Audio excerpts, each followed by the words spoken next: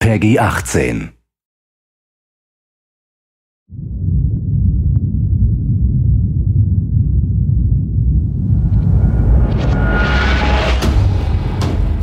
Hey everybody, Zachary Levi here. Over the last few months, we've brought you exclusive behind-the-scenes looks at the final hours of development of Tomb Raider. You've seen Camilla recording her last few lines, Rihanna musing her last few words, and Jason completing the last few notes of the score. As those key pieces lock into place, it's time to reveal one of the last portions of the game, and a team that's been shrouded in secrecy for 2 years. We're here in the beautiful and freezing Montreal, Canada, to bring you the final hours of Tomb Raider, multiplayer edition. These are the final hours of Tomb Raider. Welcome to yet another world-class studio in the Square Enix portfolio, Eidos Montreal, home of the multi-award-winning game Deus Ex. Locked away in one of the far corners of the studio is a team of experienced, passionate professionals who have been specially brought together to create the first ever multiplayer component to the Tomb Raider universe. Let's meet the team behind the vision, direction, and decisions, and hopefully get a chance to play a few rounds. Here we are at Eidos Montreal. Before we get into why we're here, Carl, you now have an amazing stash, my friend.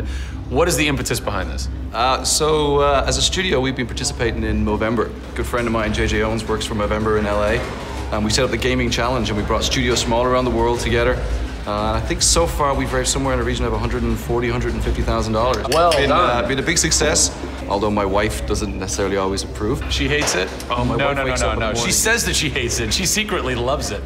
What were some of the factors that led to a multiplayer facet to this new Tomb Raider? When we started developing sort of our vision for reimagining Tomb Raider, on paper, it was all about single player. And as we started to build that world out, we had the island, we had the Solarian, the scavengers. We started to realize that we had this canvas. Great warring factions, great landscapes. Yeah, we had all these really awesome places where it was all about traversal and single player. When we started looking at that, we thought, wow, well, what about multiplayer?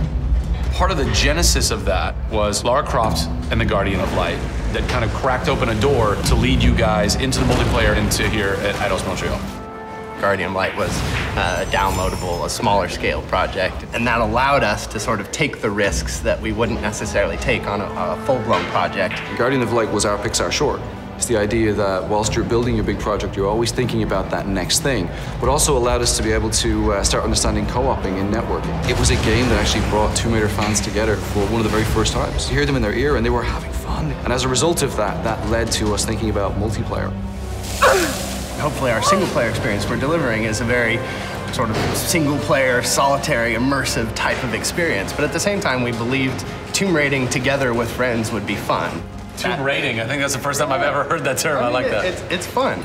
You know, axe climbing and zip lining and the traversal that we get in there and the traps. For me, it was very sad to have that catch-22 of it would be great to do this in multiplayer, but we just can't split our resources like that. And that's how Eidos Montreal came about. We had staffed up our team to develop a single player. Everybody was gelling together really well, and it wasn't something that we wanted to just bolt on.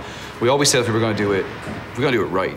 If you could have a fan play the multiplayer for the first time, what do you want them saying? For me, they're kind of different moods. It's not like I do one or the other. It's kind of like sometimes I turn down the lights and just play that single player experience. And other times I want to just jump in and have fun and start killing fools.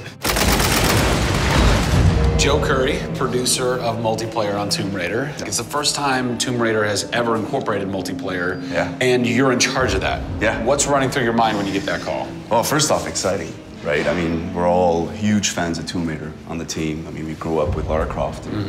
But when we spoke to Crystal, like, we want to do multiplayer, and we're thinking, how do you do that?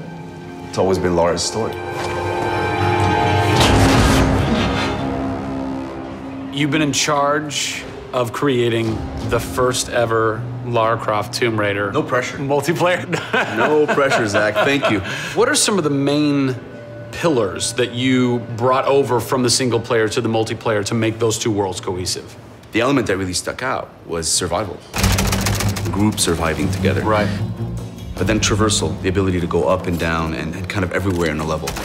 The weapons, you know, the characters. What did you guys have to tweak in order to create an engaging multiplayer experience that wouldn't necessarily work with the pieces that were in play with the single player experience? One example is the bow. Especially in the reboot, it's so iconic that we had to make it work for multiplayer. You have a certain forgiveness when you play single player. Multiplayer, players expect snappiness. I shoot you, I expect you to go down, or you can just do what I do, which is take out the biggest gun and just run for them and shoot them out. The environment itself can be a threat. The Solari, you know, the guys that are on the island have had a chance to prepare traps. We've got things like an ammo box that looks like an ammo box, but it's really an explosive device. I need ammo, and it looks just like the regular ammo box, and then you're gonzo. We have a lightning rod. You'll get a lightning strike on the rod, and then you'll eliminate your enemy. First and foremost, we want to be humble. We want players to just have a really memorable experience. I had fun doing this. Do you remember when we set that trap? Moments that the players will come back to and talk about experiences that they've had for themselves, not necessarily the game offering them experiences. Absolutely. So, Joe, behind us we have the QA team, or the quality assurance team. They're a part of the development team. They can tell us what we need to fix and what's working and what's not. When do I get to game test? When do I get to get my hands on the game? Soon. We got a surprise for you first, Zach. So, when I was approached to host the final hours of Tomb Raider, essentially the biggest ask, not even ask, tell that I had was, I want to be in the game. I want to have a cameo, I want to have something. So guess what? Boom! Boom! Boom! I'm a playable character in the multiplayer Tomb Raider. How sick is that, Joe? You and your team are awesome. I can play with myself, virtually. Are we ready? Oh, that burns! You suck! Get those transmitters running. Radio transmitter activated! We're getting off this damn island? We send this thing. Beautiful. I would like to try and kick your butt as me in this map right now. Should we try it? All right. Bring it. Let's do it. It's happening right now. Oh, nice! Was that one of my traps? That was one of your traps. Yeah! These booby traps are really fun. I mean, they're really, really fun. Yeah! Don't worry about it. Just because you made the game and I beat him. As you can see from the people and passion here at Eidos Montreal, this isn't just some add-on. They're devoting themselves to making this an experience in keeping with the feeling of single player.